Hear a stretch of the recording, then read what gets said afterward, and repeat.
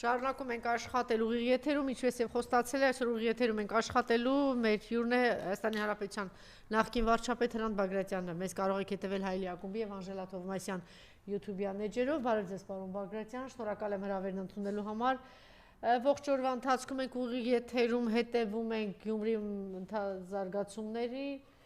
այս փոխքաղաքապետներն են իրանց կոտորելով դախկը մախկը են, խուդ փոխոստիկանապետերն են Հայաստանից, Երևանից հասել են, կոտորում են իրանց, պատառոտում են, պատե-պատ են տալիս, ինչ կա այն ժամանակ ձեզ քրտնաթոր ձեզ պատե-պատեիք տալի, որ կիրանցն էլ հանձնեիք, երմից տեղն էլ հանձնեիք, հիմա ինչ եք հանձնում,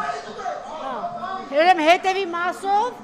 կարելի ասել ուղղակի առևանգում են Վարդան Ղուկասյանին, որտեղ մուտ, հլտեսեք ինչ ոստիկանական ուղարկված,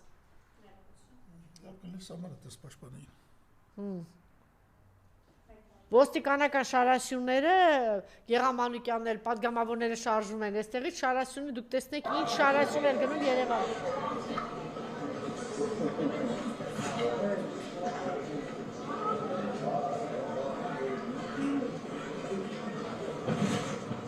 Ավականու անդամներին թույլ չէին տվել մտնել, լրատվամիջոցների ներկայացուցիչներին թույլ չէին տվել մտնել։ Տեսեք ինչ են անում, պարոն Բագրատյան, զորը քարշ տալով տանում են ընտրված քաղաքապետին։ Սասած վիճակը, ես վիճակը։ Գործ են անում, ինչ գործ անում Խուդոյանը, այ ողբամ քեզ, դախկը։ Վազելով տանում են ես մարդը։ Քարշ տալով տանում։ Երկիր, թե ինչ է, պարոն Բագրատյան։ Սա վիճակը։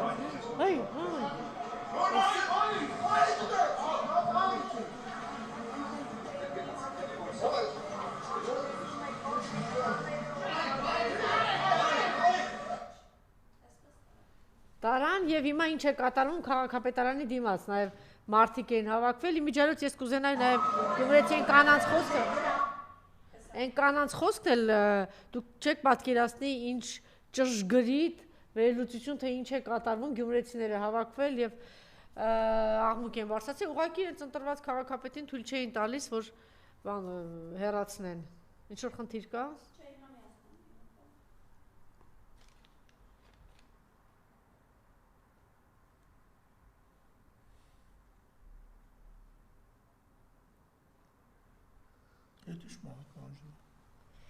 Այս Մայր Հայաստանն ա բերել, երբ որ պաշտպանվելու համար, որ թուրքերը գան, օրինակ Հայկ Նապետյանն ասում է զինվեք, որտեղ թուրքերը գալու են Հայաստան, պետքա զինվել, հիմա ես զենք չունեմ, ինչ անեմ։ Ասել եմ այս մահակը նվիրել եմ պաշտպանվելու համար, լավ է, չէ, որտեղ մարդկա մուրճ ա վերցնում, մարդկա զենք, չի ասում, հետո է, այն մեկը պատրաստ է, բայց կաշկշոցը Մեկը կա Հայաստանի Հանրապետությունում, որը պետք է դադրի ձերբակալվի, դա Նիկոլ Փաշինյանը, պետական դավաճան։ Նիկոլ Փաշինյանը, որը 5 միլիարդով ծախեց Արցախը, Գյումրեցի քաղաքացի, որը ծախեց Հայաստանի հողերը, Նիկոլ Փաշինյանն է, որը ազգային ժողովի ամբիոնից ձեր է առնում ամբողջ հայ ազգին։ Նիկոլ Փաշինյանն է, որի համար ոչ մի սրբություն գոյություն չունի, ընդդուք մինչև սրբազանների ձերբակալություն։ Եվ ես չեմ մեղադրում ոստիկանների համար այսօր Նիկոլի թվի Հաջինիկը իրենց գրբանն է տարել։ Հանուն փողի պատրաստ են նույնիսկ քննելու ժողովրդի վրայից է։ Սխալ ասում, ճիշտ է ասում։ Հանրահավաքներին եղել են եւ ցեզ են կրես ոստիկանների կողմից նույնիսկ։ Եղել են հանրահավաքներին։ Ես անանա, եւ գիտեք ինչ չի տարվում Նիկոլ Փաշինյանը, որովհետեւ հարում ունի, որ բոլոր ուժային կառույցների ղեկավարները իր հարիմի անդամներն են։ Անփառու կանանց հավաքել է գլուխը, ինչ որ ազգուժային կառույցներ է ստեղծում, այն մեկն էլ նոր հայտարարում է բանականության տեսությունը, դուք բանականությունը ինչ գիտեք ինչ է, տեսությունը ինչ գիտեք ինչ է, ձեզ միակ սրբություն է երկերի մեջ երկիր թալանելն է, ձեզ սեփական գրբանն է։ Որպես գյումրեցի հետևելով ինչ այսօր մեծով իրական։ Եվ Բաքվում ինչ է կատարվում եւ ասել։ Ուժերի կամի տեղետանումները մուտք գործել քաղաքապետարանի գլխավոր մուտքից ներս, բայց քաղաքացիները փորձում են արգելել եւ թույլ չտալ ինչի արդյունքում էլ ստեղծել է ահա այս Աստորեն գյումրեցիները իրականում թույլ չտվեցին, որ իրանց հասկանալի է, թույլ չտվեցին, որ իրանց ընտրած քաղաքապետին տանել եւ իրենք հետևի մասով ուղղակի առևանգեցին։ Ինչու է սա անում, պարոն Բագրատյան, ես գիտեմ, որ պատրաստում էր օրերս, գիտեք, որ գյումրեցիների գումար ուղղակի գողանում է Նիկոլի եւ թույլ չի տալի այդ բյուջեով այդ փողը վերադարձնել իրենց եւ հրապարակային Վարդան Ղուկասյանը հայտարարեց, որ դատի է տալու։ Խնդրեմ, գուցե հենց դրանով է պայմանավորված։ Հնարավոր, ես չեմ կարող ասել հա թե չէ, ավելի հավանական եմ համարում դա, որովհետև եթե Գյումրին դատի տար կառավարությանը եւ այդպես վայրվերին մնացած 70 համայնքները, ապա կենտրոնական կառավարությունը ստիպված կներ համայնքներին զիջել շուրջ 700 միլիարդ դրամ, այսինքն բյուջեի եկամուտների 25%։ Բայց գուցե ես բացատրեմ ինչ նախանձ։ Խնդրեմ, պարոն Բագրատյան։ Մենք ունենք սահմանադրություն։ Նրա 185 եւ 186 հոդվածներն ասում են, որ թիմ մարմինները, այսինքն համայնքները, որից մենք կարծեմ 71 հատ ունենք, իրանք պետք է ունենան այնքան բյուջե, ինչքան իրանց պատվիրակված է ֆունկցիա, գործառույթ։ Եվ համայնքների բյուջեները չեն կարող դեֆիցիտային լինել, դեֆիցիտային կարող է լինել միայն պետական բյուջեն։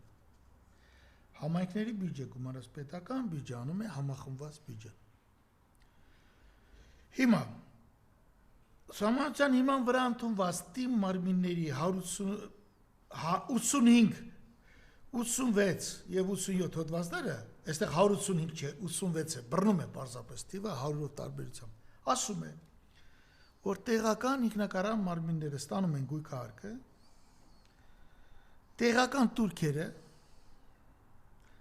հարկերն ու տեղական հարկեր համարյա թե չկան Հայաստանում, ինչպես նաեւ մասանումներ շահութարկից եւ եկամտարկից։ Եկամտարկը մեր բյուջեի 25%-ն է, շահութարկը եւս 18%։ Եվ որ մենք, սա ակնհայտ է։ Այսինքն, եթե մենք այսպես հաշվում ենք, Գյումրի քաղաքի բյուջեն պետք է լինի 27 միլիարդ դրամ, այսինքն դա կազմում է շուրջ 60 միլիոն դոլար։ 27 միլիարդին համապատասխան պետք է նրանց պատվիրակող ֆունկցիաներ։ Օրինակ,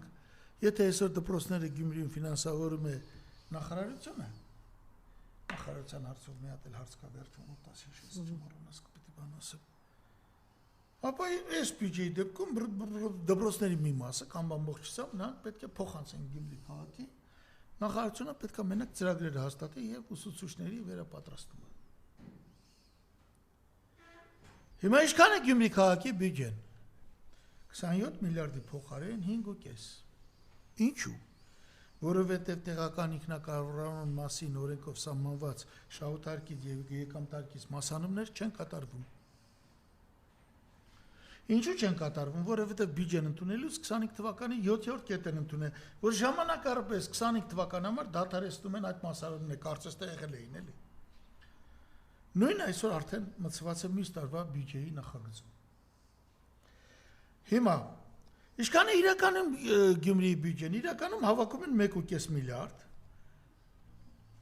գալիս են 4 միլիարդ էլ Նիկոլ Փաշյանից ուզում են, կառավարությունից։ Այսինքն, սա բերում է կոնֆլիկտի, որ ցանկացած դեպքում կառավարությունը, այսպես ասեմ, ծնկի է բերում ֆինանսապես, ցանկացած համայնքային բյուջե, որը չի ընդհանրվի կառավարությանը, կամ քաղաքականապես չի անի այն, ինչ ասում է Նիկոլ Փաշյանը։ Սա միակ մարդն է եղել, պարոն Ղուկասյանը, որ ասում է, ես քեզ դատի եմ տալիս եւ գնում եմ սահմանադրական դատարան։ Խախտում եք սահմանադրություն։ Զարմանալին այն չէ, որ ես այս բոլորը հիմա ասում եմ, որովհետեւ այս բոլորի հետ, այս բոլորի մասին մենք զրույց ունեցանք Վարդան Ղուկասյանի հետ, դեռևս անցյալ տարի, ուրեմն ամռանը այս բանի ընտրությունների շրջանում։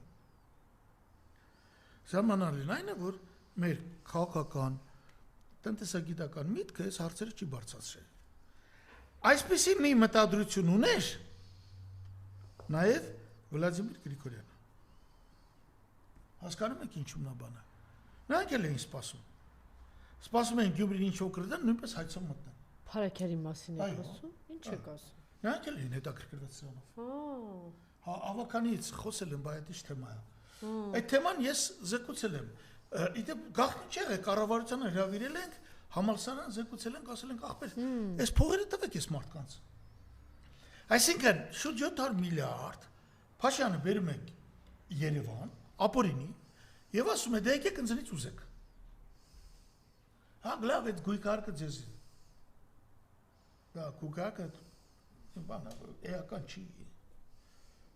Երևան քաղաքի բյուջեն օրինակ այսօր 120 միլիարդ է հավաքում, մոտարապես պիտի թվերն լինի, այդպես անգի թվեր։ Պետք է լինի 300։ Օրինակ երբ որ Տիգրան Ավինյանը ձեզ ասում է, որ մետրո պիտի կառուցեմ, դուք անմիջապես ասեք ստում ես, որովհետև մետրոյի մեկ կայարանի կառուցումը մոտարապես կարժենա 200-250 միլիոն դոլար, քեզ որտից է փողը, դա քո ամբողջ բյուջեն է։ Սուտից խոսում է։ Նա կյանքում մոտը չի գա, որ մի հատ այդ մետրոյի կայարան այսօր կարող է, եթե կառուցի Նիկոլ Փաշյանը, բայց այդ դեպքում նա եղած բյուջետային միջոցները պետք է խնայողաբար տնտեսապես օգտագործի։ Նա բան անում, ցպնում է։ Ցոփ կյանք է վարում, սկսած իր անձնական կյանքից։ Պարքեվատրումներ, մեքենաներ, ինքը, կնոջը, երեխեքը եւ այլն։ Անում են ծախսեր, որոնք իրանց թույլ տված չի։ Այսօր նա շրջում է քաղաքում այն օրը ես հաշվեցի Սարյատնովա փողոցում գնում էր դեպի քաղաքացիական պայմանագիր կուսակցության ինչ-որ նիստեր ինչ է 28 մեքենայով եմ անգալիս։ Հանրապետության առաջին նախագահ մեր ժամանակ ման էր գալի 6 մեքենայով, ես ման էի գալի 1 մեքենայով։ Հասկանում եք։ Այն դեպքում, երբ որ մենք պատերազմ էինք հաղթել թուրքերի դեմ եւ նրանք հանգիստ կարող էին այստեղ ուղարկել մի քանի գործակաց մեզ վերացնելու կամ սպանելու համար։ Դուք նաև ուղիղ կապ եք տեսնում ինչու հիմա տարավ, հա, Վարդան Ղուկասյանը, այսինքն հասկանում էր, որ Վարդան Ղուկասյանը մտնելու է դատարան, այդ գումարը եւ հաղթելու է այդ գումարների։ Այստեղ ուրիշ բան կա։ Ասենք Արարատում կամ չգիտեմ Արտաշատում կամ բան, այնտեղ համայնքները ԿՊԱ-ականներ են։ Այնտեղ որտեղ ԿՊԱ, տեսեք ես միացնում շուտով կլինի ընտրություն, այնտեղ որտեղ հաղթում է ԿՊԱ-ականը, այսպես հարց չի ցակում։ Սուսուփուս նրանք ծախսում են ինչ որ իրենց Նիկոլը տալիս է։ Դրա համար տեղական թիմ մարմինների ընտրություններում այս պայդրությամբ հենց այս իմ նշած պատճառով արեք այնպես որ միշտ հաղթի ընդդիմությունը, որտեղ շանս կունենաք բյուջե ունենալու։ Ասենք այնտեղ որտեղ ԿՊՆ հաղթում կամ հաղթում է Արամ Զավենի Սարգսյանի Հանրապետություն կուսակցությունը, դուք որևէ շանս չունեք։ Որ ոչ մի տեղ էլ բյուջե հնարավոր չլինի։ Բա Քաղաքական տեսանկյունից է այս հարցը, չգիտեմ, ինչ զարգացումներ, ինչ փաստորեն, սա ինչ է նշանակում, որ ընտրությունների գնալու ճանապարհը այս մարդը այսպես տեմպես փակում է։ Տեսանք ինչ տեղի ունեցավ Փարաքյարում, Սպիտակում, Փաշյանը փորձում է Հայաստանը դուրս բերել իրավական զարգացման ճանապարհից։ Ինքը իշխանավարում է խախտելով օրենքները։ Ընդունում է օրենքներ, որոնք մի բան են նշանակում ընդդիմության նկատմամբ, մեկ այլ բան իրաց նկատմամբ։ Նույնիսկ իրանց իշխանության օրինակ մեկը ես եւ իմ կենսաթոշակի հարցը եւ իմ տան հարցը ես հաղթել եմ վճռաբեկ դատանի ոչ ոք չեն կատարում։ Չեն կատարում ու վերջ։ Հասկանում եք։ Վերջը իհարկե դրանք կատարվեն։ Նույնիսկ այստեղ ընդդիմությունը ցուցաբերում է կոռեկտություն, ասելով ես համանadrական օրինական ճանապարհով պետք է հասնեմ մեր իրավունքների ընդլայնման կամ իշխանափոխության, ինքը դա խախտում է։ Ինքը գալիս է մի սուտ բանով ասում է բռնում է մարդուն տանում է։ Օրինակ վերջը փաստաբաններին, ձերբակալում սրբազաններին, անկապ ոչ միտեղ ոչ մի դատի թեմա չկա։ Քահանաներին։ Սամվել Կարապետյանն ասենք ձերբակալն ասելա մեր ձևով, ի՞նչ է դա նշանակում։ Ով կարող ապացուցի, որ դա նշանակում է քաղաքական սպառնալիք։ Իդեպ դուք հայտարարում եք մի փոքր շեղվեմ, հա, որ չի կարող ինքը Սամվել Կարապետյանին պահել, ինքը ստիպված է լինելու մեկ ամսից բաց թողել առնվազն։ Ինչու՞ չի կարող։ Ես կարծում եմ, որ դա թեմա չկա։ Թեմա չկա, ապօրինի է։ Այն օրը մի հատ իրավաբանի մենք խնդրեցինք մեկնաբանել, շատ վաստակավոր իրավաբան Սամվել Կարապետյանի ման ձերբակալության փաստը, հա։ Այդ իրավաբանանից հետաքրքիր միտք ասեց, որը հետո ես իմացա, որ կնքայրը ֆիլմից է վերցրեց։ Լսեք, ասեք, դուք ասեց վիրավորում եք իմ բանականությունը, ինձ այդպեսի հարցեր մի տվեք։ Դա բանա։ Այսինքն այս անարխիան աշխատում է, միջև երբ։ Դե անարխիան, տերոր, անարխիա, Նիկոլ Փաշյանի անարխիան չի, դա նաև Ալիևի եւ Էրդողանի անարխիան է։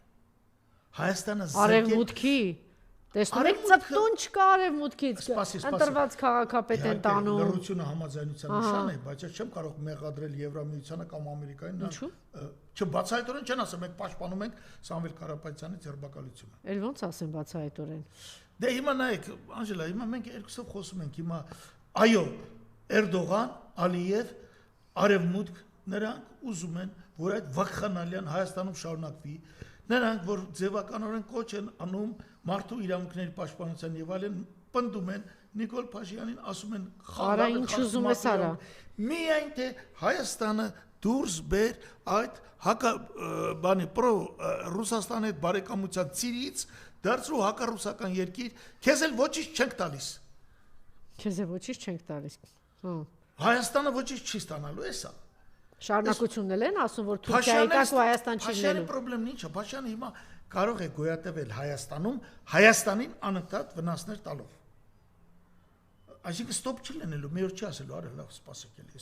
առանց էդ էլ համահանել եմ, Արցախը տվեցի, Կիրանցը տվեցի, Գորիսկապան ճանապարհը տվեցի, Սյունիքը տվեցի, այսօր շուտով կտրելու եմ սահմանը Իրանի հետ, մի հատ ստոպ տամ էլի։ Փաշյանն արդեն մտածում է, որ եթե ինքը ստոպ տվեց ժողովրդավարական ալիքը, իրան կքշի իշխանությունից կքշի, եւ ինքը մտածում է, որ այնքան երևի ինքը գիտի ինչ վատություններ արել, որ մտածում է, որ այդ դեպքում ինքը դադարաններից չի պրծնելու։ Ես այդպես եմ մտածում, դրա համար ինքը դառնա շատ վտանգավոր։ Ինքը նույնիսկ իմ կարծիքով հայերի համար ավելի վտանգավոր է, քան թե Իլհամ Ալիևը կամ Ռեջեփ Թայիփ Էրդողանը։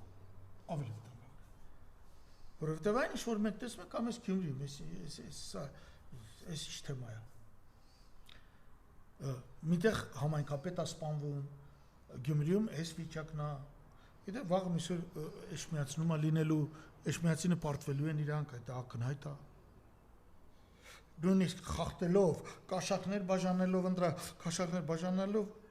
իրանց կողմից հնարավոր չէ փրկել իրավիճակը, մարդիկ կուշտ են։ Գնացեք, ասենք, այս 3 միսօր ես օրինակ Արարատում էի, այնտեղ կուշտ են եւ ՔՊ-ից եւ Հանրապետություն կուսակցությունից։ Գնացեք այս Կոտայքի բանի կողմերը, գնացեք դուրս են գալիս, շփվում ենք Արմավիրը, որը ավանդաբար պաշտպանում էր բանին, ասա Նիկոլ Փաշինյանին, այսօր նույնիսկ ասում է ես չեմ կարող պաշտպանել։ Մարդիկ ասում են մեզ համար, այդքան ասում էին նախքին Քոչարյան բան, ավելի ընդունելի են նույնիսկ։ Մեր ձևովն ավելի ընդունելի, պարոն Բագրատյան դուք ավելի ընդունելի եք։ Մարդիկ սկսել են մտածել, ասելով որ մենք ասենք ոչ մի տեղ ենք գնում։ Չեղած տեղը խնդրեմ ստեղծում, չեղած տեղը։ Ասենք նայեք, ասենք Արարատ Միրզան, ասում է ես հասան նրան, առանց ամաչելու, որ երկաթգծի ուղեկցող ռուսական զորք չլինի։ Այսինքն այդտեղ առանց այդել սահմանը ռուսական զորք է, չէ՞ կանգնած։ Այսինքն իր առաքելությունը ինքը դրանում է տեսել, այն որ ինքը դա տվել է ամերիկացիներին առանց վերահսկելի, առանց մաքսատան, առանց սահմանապահի դարձնելով Միջանցք, դա իր համար խնդիր չի։ Այն որ ինքը փաստորեն փակել է հայ-իրանական սահմանը։ Շուտով կտեսնենք, երբ որ այդ երկաթգիծը սկսի աշխատել, կտեսնենք այնտեղ սահման կա թե չէ։ Հաջորդ հարցը։ Այս բյուջետային հարցը շատ էական է։ Այո, եւ բայց ինքը մեծ է խոսում, փաստորեն արձանագրենք, որ գյումրեցիների գումարը չի ուզում տալ եւ դրա համար պայքարում է իրancs քաղաքապետը։ Ինքը չի ուզում որ Գյումրին ունենա 1.5 միլիարդի փոխարեն ունենա սեփական եկամուտներ շուրջ 27 միլիարդ։ Լսեցիք, սիրելի գյումրեցիներ, ինչի համար տարավ այսօր ձեր քաղաքապետին, ձեր կողմից ընտրված քաղաքապետին Վարդան Ղուկասյանը, ինչի համար տարավ։ Բայց մեծ է խոսում, ասում է բյուջեն ավելացել է, ես իմ ինչ արել, ինչ է տեղ ունեն բյուջեի հետ։ Խնդրեմ, պարոն Բագրատյան։ Անջելա ջան, 2017 թվականին հանրապետականների օրոք բյուջեն կարող ենք համեմատել ծախսերով եւ եկամուտով։ Հեշտ է ծախսերով համեմատել, հետո եկամուտով համեմատել։ Եղել է 1 տրիլիոն 530 միլիարդ դրամ։ Միջև էս բոմժերի գալը։ Դե դու այդպես ես անվանում, ես առանց այդտեղ խիստ բան եմ ասում չէ։ 2025-ին մեր բյուջեի ծախսը կլինի 3 տրիլիոն 500 միլիարդ։ Հիմա 3 տրիլիոնից որ 1.5 տրիլիոն հանում են, ելնում է 2 տրիլիոն դրամ։ Հարցը ցակում, այս մարդը այդքան բյուջեն ավելացրել է, չէ՞։ Բայց աշկազարում մի բան, հետո սա ավելի խորացված խոսենք, թոշակ արմեն թոշակը 40000 դրամից դառնա 50000 դրամ։ Եթե մենք հաշվենք առնում ես, որ սննդամթերք են առնում գումարի հետ է գալիս։ Միջ 3000 է ստացվում։ Ուրեմն 40-ից դառնա 53000 դրամ։ 470,000 մարդ թոշակ է ստանում։ Եթե ես 53-ը բաժանում եմ 40-ի, մոտավորապես 1 ու ինչքան։ Հիմա նայ 53-ը բաժանեցի 40-ի։ 1 ու 3, ահա։ Այդ ընթացքում 7-8 տարում մենք ունեցել ենք այս տարվա 3.5%-ն հաշված գնաճի, մենք ունեցել ենք 35% գնաճ։ Այս ո՞նց եղավ, որ բյուջեն ավելի քան 2 անգամ ավելացավ, թոշակառուների իրական թոշակը պակասեց։ Հələ ես եկամուտի մեջ մտցրել եմ այդ 3000 դրամը, որ իրավունք չունեմ մտցնել, որտեղ թոշակառուն, երբ որ գազի հոսանքի ջրի փող է տալիս կամ բժշկական դեր առնում, իրան այդ փողը հետ չի գալիս։ Հասկանում ես։ Մենակ երբ որ գնում է բաններից Ուտելիք որ հա։ Մի հատ նորից, ուրեմն ըստ իրենց բյուջեն 2 անգամ բարձրացել է, բայց թոշակը բարձրացել է 2.5 անգամ։ Ահա, բայց Թոշակը բարձրացել է 32%, 53-ը բաժանած 40։ Նորից եմ բաժանում 3.5 ծախսով։ Բանով էլ կասեմ, Անժելա ջան, եկամուտով էլ կարամ ասեմ, այնտեղ էլ պետական պարտքի միջոցով է բարձրացել։ Իրականում ոչ բարձր։ Բյուջեն բարձրացել է 2.7 անգամ։ Այսինքն թոշակառուների տեսակարգը շիրը բյուջետային ծախսերը շարունակաբար նվազում է։ Հիմա ո՞նց համատենք։ Ինչ է, այս մարդը լափում է այդ փողը, ինչ անում, ինչ որ մեկը բան անում դու ասա, ցպնում է այդ փողերը, հա, ինչպես բացատրենք, էլի։ Ինչ որ մեկը լափում է դա 1.5 տրիլիոն եւ 3.5 տրիլիոն։ Հիմա նայ։ Ինչ լրացիչ ծախսեր անում, ինքը որավաց չէր արվում։ 2017-ին արտաքին պարտքը սպասարկելու համար մարել է չէ, սպասարկել։ Ծախսվել է 120 միլիարդ դրամ։ 2025-ին կծախսվի 400 միլիարդ դրամ։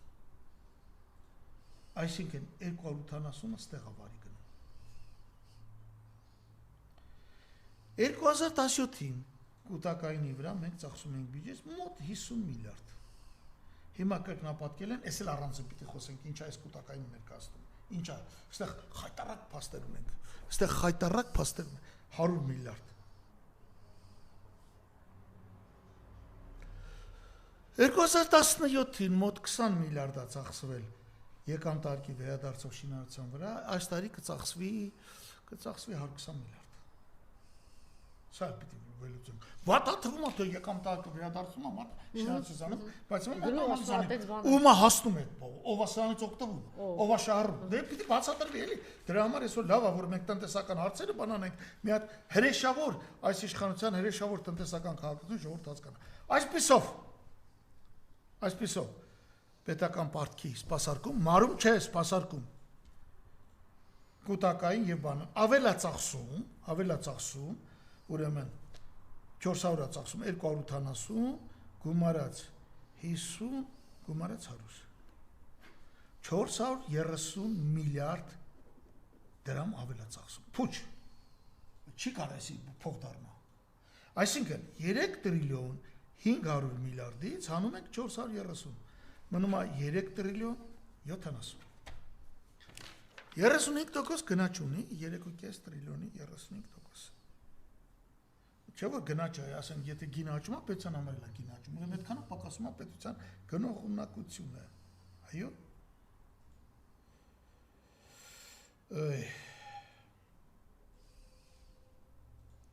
3.5-ի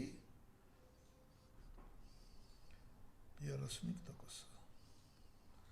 տրիլիոն 225, այս 3-ից հանում ենք տրիլիոն 225, հանած տրիլիոն 225, ըստ է մնում է 45, 8, 1, մնաց 1 տրիլիոն 845 միլիարդ, իրականում 2025-ի 3.5 տրիլիոնանոց բյուջեն 2017-ի 1 տրիլիոն 845-ն է, 2017-ի փաստացի 1 տրիլիոն 500 քանիսի դիմաց, նույնս 500 քանիսից պիտի հանենք բանի ծախսերը, այն ժամանակ է սպասարկման ծախսեր կային, տրիլիոն 430-ից։ Բյուջեի իրական եկամուտները 7 տարում ավելացել են։ Բաժանած տրիլիոն 845-ը տրիլիոն 430, 7 ավելացել է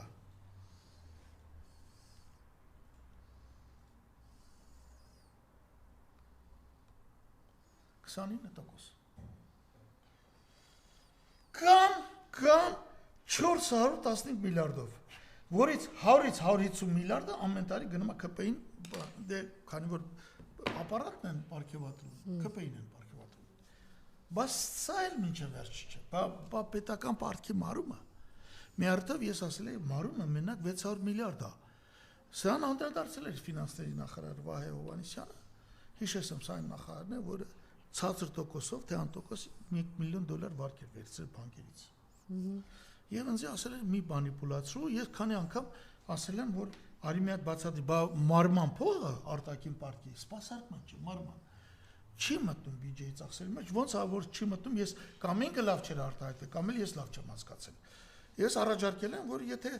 ասելիք ունեք, ես պատրաստ եմ քո հետ նստեմ Ղազարյան Պետրոսի ՀՄԿ-ով բանանի չես հարցով, կամ էլ Նիկոլ Փաշյանի հետ։ Մինչև հիմա արձագանք չկա։ Չնայած ինձ չես ասում նրա հետ նստել, որովհետև եթե ճիշտ է այդ պատմությունը, որ գնում է բանկերից քիչ տոկոսով կամ 0% $1 միլիոն վարկ է վերցում, սա գողության մասին է խոսքը լսել։ Հասկանում եք։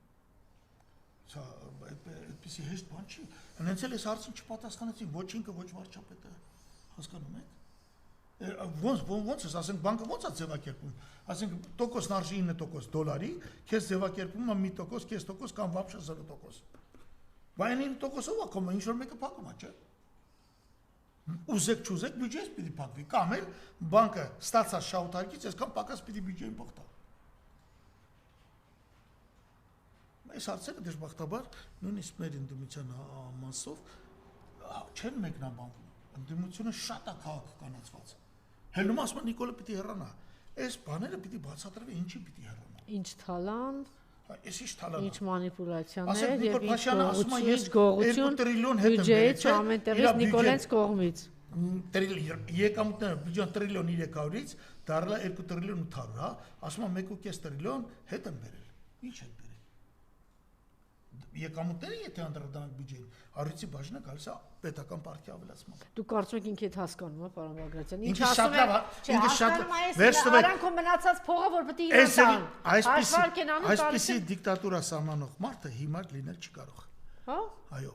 Այս մարդը հասկանում է խորամանկ ձևի, եթե չէ հասկանում կողքական մարդիկ, արտասահմանից, չգիտեմ, Ալիևի մարդիկ են, Էրդողանի մարդիկ են կամ զանգում են խորհուրդ են տալի, այս քայլերը շատ նուրբ եւ խորամանկ քայլեր են։ Այսպես պետության բյուջեն ոնց է խախտվում, էլի։ Սա է իր բյուջեի պատմությունը, այսինքն այդ 3.5 տրիլիոնը, որը 1.5 տրիլիոնից 6.5 անգամ ավել է, մեկը ձեզի բան չի մնում ժողովուրդ։ Հայ թող ավելանա։ Ձեզ ինչ։ Սկսած թոշակառուներից։ Սկսած թոշակառուներից, հիմա թոշակ ես տալի թոշակ դուր։ Կանգնել ես ասում ես, երբ որ առևտուր կանես, այն էլ սննդամթերքի, ապա 12% բան կլինի, դու ասա։ Հետ կստանաս։ Բայց այդ հարաբերակցությունն էլ էս խայտարակ թանկացումներն էս թոշակը։ Չէ, թոշակը նույնիսկ այդ եկամուտը 12% հաշված ես ստացել եմ 35%։ Հիմա թոշակները կբարձրացնի հունվարի 1-ից 3000, այդ դեպքում ձեզ կթվա թե դուք պլյուսի մեջ եք, բայց հենց թոշակը բարձրացնում է գները բարձրանալու են։ Եվ 30% գնաճը դառնալու է 40-42%։ Չէ՞ մի հատ էս գնաճով մի հատ պատկերացեք ու էս թոշակով ձեր մատանշած 40 ասենք դարձրել է 50, մարդը մի հատ իր սոցիալական կենցաղային բաներն եկել ու կոնկրետ մարդ թոշակառուներին մարդը սովի է մատնել։ Սովի է մատնել ոնց։ Իդեպ էս գների թանկացման մեջ մենք հաշվի չենք առել ջրի վարձի թանկացումը, հասկանում եք։ Բարեբախտաբար գազն ու էլեկտրոէներգիան, որոնք կապված ռուսական տնտեսության հետ, Ռուսաստանը ոչ մի կոպեկ չի թանկացրել, որովհետև շղթայով գալու է, եթե հանգարտ գազը թանկանա, եւ մեզ վաճառում է գազ 3 անգամ ժամ։ Այս էլ որ մի քիչ կենսամակարդակա ձեր տները տաքացնում եք, դուք ի տարբերություն ասենք Մերձ Բալտիկայից, մեծ խոսում եք Եվրոպա գնացած Մերձ Բալտիկայում տներ չեն կարողանում բոլորը տաքացնել։ Եվ այդպես գազաֆիկացված չեն էլ։ Դուք անում եք ռուսական դոտացիայի հաշվին։ Առայժմ։ Այն որ տենց երջանիկ հայտարարում Արարատ Միրզոյանը, տեսակ ինչ արեցի ռուսներին այդտեղից դուրս, չէ՞։ Հա, ռուսները ասում են Ադրբեջան մենք կարողացա ուղեկցենք այդ բեռները երկաթգծով, բայց հայկական մաքսատունը թող մնա, հայկական սահմանապատ թող Արարատ Միրզոյանը ասում է, չէ, դեմ հաղթանակն է, դա պիտի միջանցք լինի, ինչ եք խոսում ասում։ Դա պիտի միջանցք լինի, ոչ մի հայ սահմանապահ, ոչ մի հայ, ոչ մի մաքսային ծառայող, ոչ մեկ։ Մեքենաները կհետևեն սարքերը արհեստական ինտելեկտով կանենք։ Սա է, մարդիկ սա անում են եւ չեն էլ ամաչում։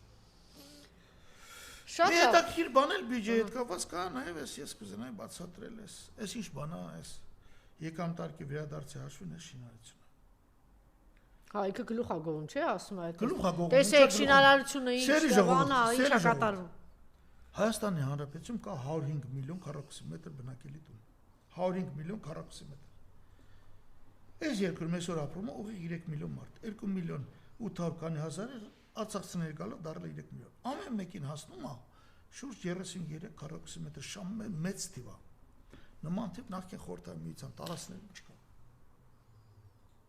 Մեկ Մերձբալթյան Հանրապետությունից մեկն ավել։ Եթե սա նորմալ բաժանվեր, բոլորս լողում են 33 քառակուսի մետր, եթե 2-ին ակա։ Հիմա այս մարդը տնտեսություն աճ խրախուսելու նպատակով քաղաքներում, հատկապես Երևանում, եկամտահարկի, սա ինքը չսկսեց, չափով հանրապետականները սկսեցին, բայց նրանք ուրիշ նպատակ ունեին, ինչպես ինձ են բացատրել։ Ասում է, արի տուն, բնակարան վերցրու, քո եկամտարկը, եթե դու աշխատում ես, միտեղ աշխատում ես, եկամտարկի հաշվի, եկամտարկը բյուջե չեմ տանում։ Ինչպես վերևում ես նշեցի, միայն այս տարի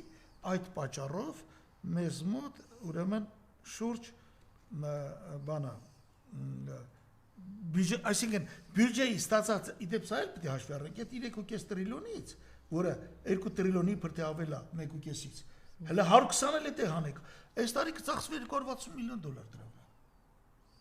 Հաշվեք, որ դուք չունեք այդ եկամուտը, սիրելիներս։ Հիմա, սա շատ հետաքրքիր է։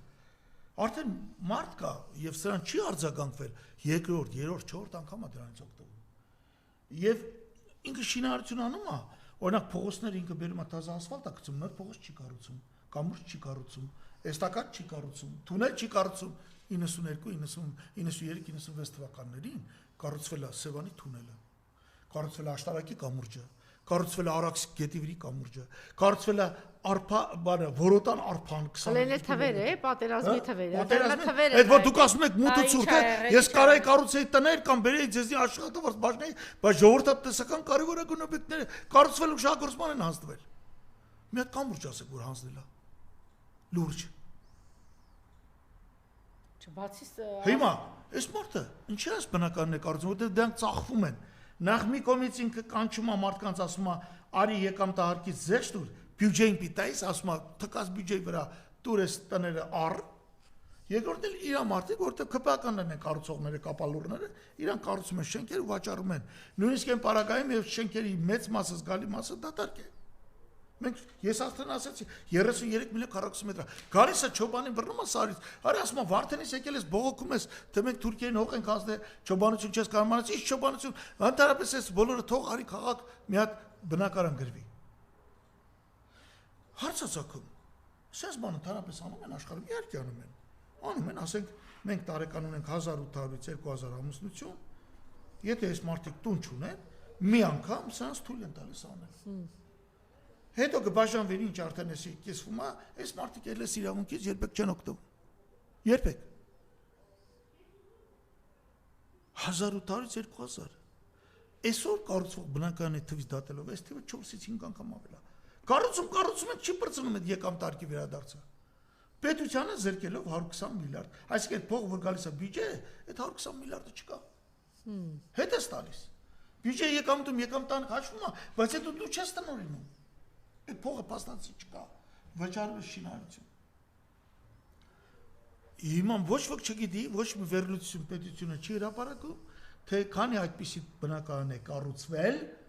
եւ քանի հոգի է, որ մեկից ավելի անգամ է դրանից։ Ինչու՞, որտեղ այնտեղ բաներ կա, ի՞նչն է։ Եվ որտեղ ես ենթադրում եմ, որտեղ ամեն ինչ պարզ չի։ Իրանք չեն անում, թողանի։ Որտեղ այնտեղ խալտուրա կա, որովհետեւ մամուլում գրում են, որ այս մարդը 3-րդ անգամ դրանից օգտվեց, 4-րդ անգամ օգտվեց։ Եվ այդ մարդը որպես կանոն, ասենք իշխանությանը մոտ կանգնած, իշխանությանը գովող, ինքը հասկանում եք սերունդ, այդ մի սերունդ կա 30-ից 40-50, ինքը անդադ դրանց փող ա տալի, փայ-փայ միացնի իրան, որ իրան ձայն տան։ Ես կարծում եմ, սա քաղաքական բան է։ միտում։ Կամ վերցնենք կուտակայինը։ Անժելա ջան, 14 թվականից մցված, 2015-ից մցրել։ Իդեպ ինչ եղավ դրա այդ կուտակայինի։ Հետաքրքիր է։ Այս կուտակային չարաբաստակ ռեֆորմի հեղինակներն էին հիշեցնում Տիգրան Սարգսյանը, Ներսես Երիցյանը, Արտուր Ջավադյանը։ 10 տարի է ուժի մեջ է, չէ՞։ Հա? 10 տարի է ուժի մեջ է։ Հիմա բանը կասեմ, աթորից ընկնելու ես։ Ներսես Երիցյանը, Արտուր Ջավադյանը եւ Վաչե Գաբրիելյանը։ Մենք ասում էինք այն կերներ, կուտակայինը արեք ոչ թե 40 տարով, այլ 10 տարով։ Արեք, որ 10 տարի մեկ կապիտալիզացիա մարդը իրավունք ունի իր փողը հետ վերցնել։ Արեք 5% պետական ծառայողների համար, իսկ մասնավոր ծառայողների համար ստիպեք թող մասնավորը վճարի, ոչ թե պետությունը։ Այնպես ինչպեսին օրինակ Միացյալ Նահանգներում է։ Եթե դու 43 տարով փող ես վերցնում մարդուց, ասում ես 43 տարի հետո կստանաս ու շատ կստանաս։ Բայց այդ փողը ինչի մեջ ես ներդում 43 տարվա ինչ արժեթղթեր կան, չկան 10 տարուց ավել արժեթղթեր աշխարհում գրեթե չկան, հազվագյուտ հանդիպում են 30 տարվա արժեթղթ։ Մենք ասում ենք, չէ, այս բանը խեք անում։ Խեք փողը վերցնում, մեր փողը սառեցնում, տվել եք Ամունդի եւ C կվադրատ ընկերություններին, տալել են դուրս, բան են անում։ Ոնց եք հետևելու, ոնց ծախսվեց, ոնց եղավ, ինչ արեք։ Լավ կլինի։ Սա եկավ իշխանության 18 թվականի կետնապատկեց, ոչ թե վերացրեց կետնապատկեց։ Ես 18 թվականին նույնիսկ հայտարարում եմ, որ այս կուտակայինի պատճառով մենք առաջիկա պատերազմին կպարտվենք։ Զգուշ եղեք։ Սրանք sense բաներ են։ Ոչ փոխանակը դա Տիգրան Միգրանին բերել դատեր, ասել ես ինչ էր կարել արա։ 43 տարի ձեռս առնում դու։ Հետո փոխեցին, հետո հենց այցի միջոցների կեսը պետական արժեթղթ առնենք։ Մեր պետական արժեթղթը Հայաստանի 10 տարուց ավել չկան։ Այդ 10 տարով փողով եկալ։ Դու ոնց ես գալիս ես 40 տարով փող ես վեկալում, գնում ես 10 տարվա արժեթղթ ես առնում։ 10 տարի հետո այդ փողը քեզ պիտի հետ տա, նորից դու առնես, հետո եւ այստեղ էլ մի հետաքրքիր բան եղավ, վերջերս պաշտպանում էին մի դոկտորական թեզ, այսօրվանից դոկտորական պիտի անվանենք։ Ես հրավիրված էի, կարծիք էի տվել, եւ այդ թեզը պաշտպանողը գիտ խորհրդում գիտեք, ասել էր, որ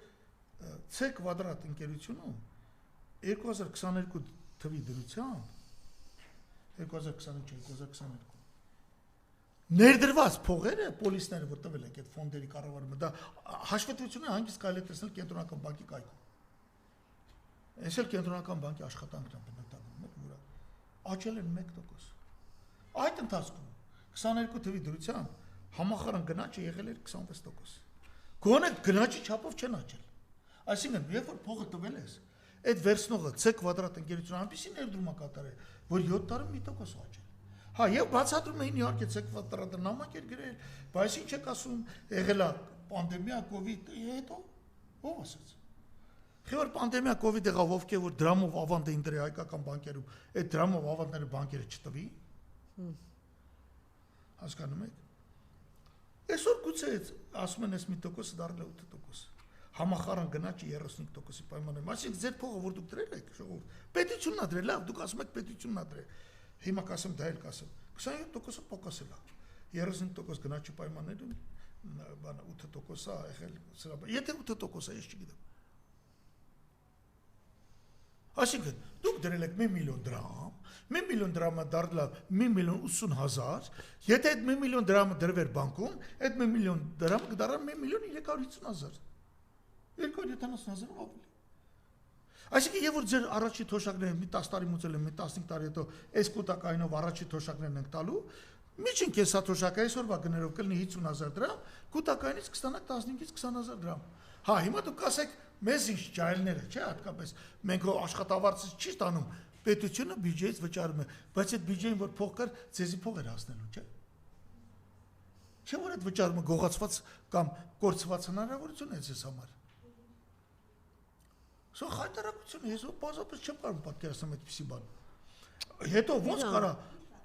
ոնց կարա 35% պետք է աճեր, աճի 26% պետք է աճեր, աճի ընդամենը 1-2%, 22 թվի դրությամբ։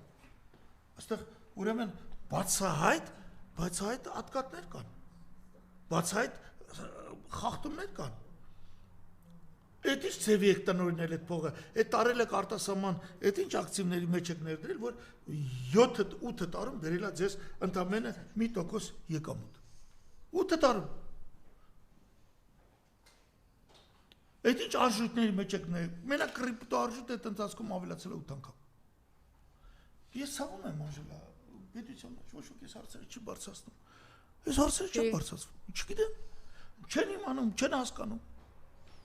Այնպես էլ չի մի ամբողջ դպրոց ունենք, կոնկրետ ես այսքան ուսանողներ կա հետևենք, տես օրինակ այդ ուսանողը, որ դոկտորական թեզ էր պաշտպանում, հրաշալի հասկացել էր այս խորամանկությունը։ Եվ C կվադրատը խառնվել էր իրար նամակի հետևից ուղարկում։ Այսինքն Նիկոլենց Նույնը ամունձին է, նույնը C կվադրա, հա։ Նիկոլենց վռնդելուց հետո տեսեք ինչ է ջրերից դուրս գալու։ Այս բոլորը ջրերից է դուրս գալու։ Ինչ է արել, ինչ թալաներ, ինչ է տեղի ունել։ Այս ջրերը Ինչ խարդախություն է։ Ես գիտեմ, այստեղ թալանը եղել է, չէ, եղել է իհարկե։ Այս կենտրոնական բանկը պիտի սկի։